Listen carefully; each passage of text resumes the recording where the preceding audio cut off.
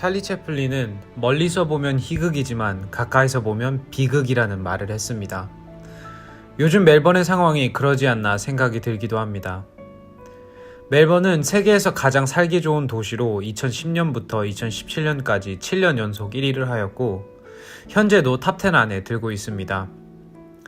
실제로 멜번에 사는 우리는 감사할 것이 참으로 많은 것 같습니다. 좋은 인프라, 다양한 자녀 교육의 선택지와 다채로운 문화들이 공존하고 있죠. 쌀국수는 스프링베일에 가면 먹기 좋고 스콘은 단대농 등 각 지역이 가지고 있는 맛있는 먹거리는 또 얼마나 많은가요? 무엇보다 멜번의 커피는 전 세계적으로 알아주는 우리의 자랑거리로서 얼마나 감사한지 모르겠습니다. 뿐만 아니라 호주는 세계적으로 가장 부유한 나라 중 하나이기도 합니다. 특히 2020년도 코로나 시기를 지나오며 호주는 상대적으로 좋은 경제적 회복을 이루었고 이 상승세를 따라가면 2025년까지 300만 명의 호주 성인이 흔히 말하는 백만장자, 밀리어네어가 될 것이라고 예상하기도 합니다. 그 외 전 세계를 아우르는 팩트를 볼 때 세상 사람의 거의 절반은 하루에 2.5달러 이하로 살아간다는 점을 감안하면 이리 보나 저리 보나 멜번에서 삶을 꾸려가는 우리 모두는 그 누구도 부정할 수 없는 희극을 살아가고 있습니다. 하지만 과연 우리들의 삶이 종이에 적혀있는 팩트 몇 가지가 제시하는 것처럼 마냥 희극이라고 이야기할 수 있을까요? 우리들은 정말 부유한 호주에서 산다는 이유 하나만으로 고통과 고난이 없는 삶을 살아가나요? 안타깝게도 돈이 삶을 비극에서 희극으로 바꿔주지는 않는 것 같습니다. 아니, 성경은 절대 그러지 않는다고 거듭 이야기합니다. 마태복음 6장 24절 말씀입니다. 아무도 두 주인을 섬기지 못한다. 한쪽을 미워하고 다른 쪽을 사랑하거나 한쪽을 중히 여기고 다른 쪽을 업신 여길 것이다. 너희는 하나님과 재물을 아울러 섬길 수 없다.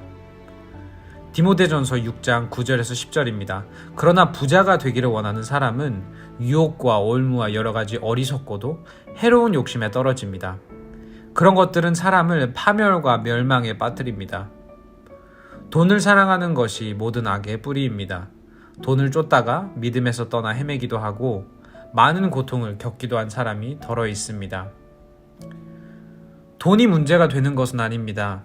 하지만 돈을 사랑하는 것은 모든 악의 뿌리이고 애초에 돈과 하나님을 둘 다 사랑하고 섬기는 것은 불가능하다고 성경은 이야기합니다.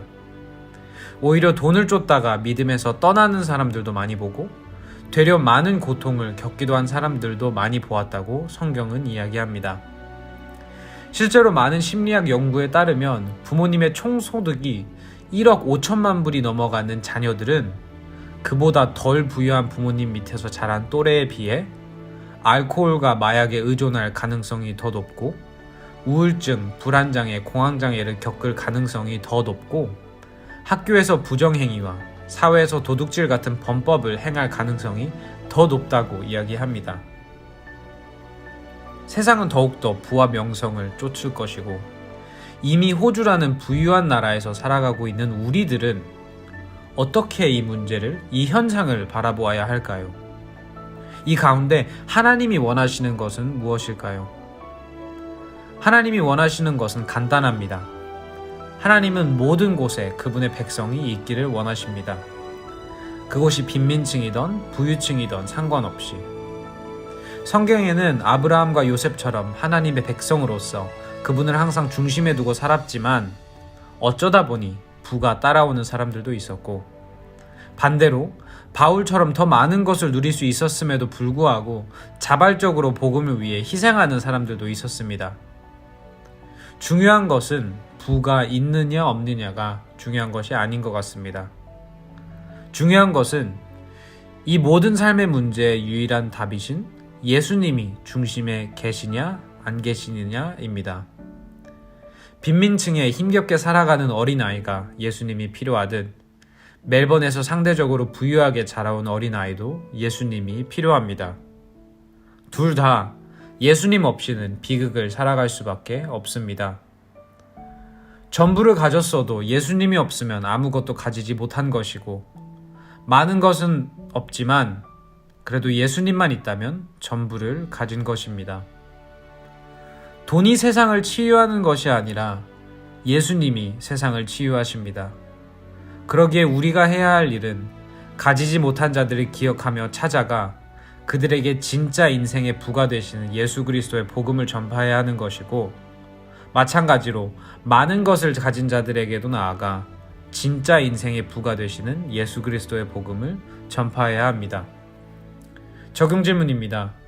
예수님이 우리의 진정한 부라고 믿을 때 가진 사람과 가지지 못한 사람에 대한 우리의 생각과 태도가 어떻게 달라질까요? 기도하겠습니다. 주신 이도 여호와시고 거두신 이도 여호와이시니 이 시간 선하시고 지혜로우신 여호와의 이름을 높입니다. 하나님은 너무나도 명확히 돈과 하나님을 둘 다 섬길 수 없다고 우리에게 이야기해 주셨습니다. 하나를 사랑할 때 다른 하나는 업신여길 수밖에 없다고 이야기해 주셨습니다. 이 시간 우리들의 마음을 되돌아봅니다. 우리가 돈이 있는 자와 없는 자 사이에 벽을 세우는 것이 아니라 둘 다 예수 그리스도가 없다면 비극을 살아갈 수밖에 없는 처절한 죄인들이라는 사실을 기억할 수 있도록 도와주시고, 그들에게 둘 다 찾아가 복음을 전할 수 있는 참된 그리스도의 제자들로 살아갈 수 있도록 도와주세요. 예수 그리스도의 이름으로 기도하였습니다. 아멘. Embrace Jesus, embrace people.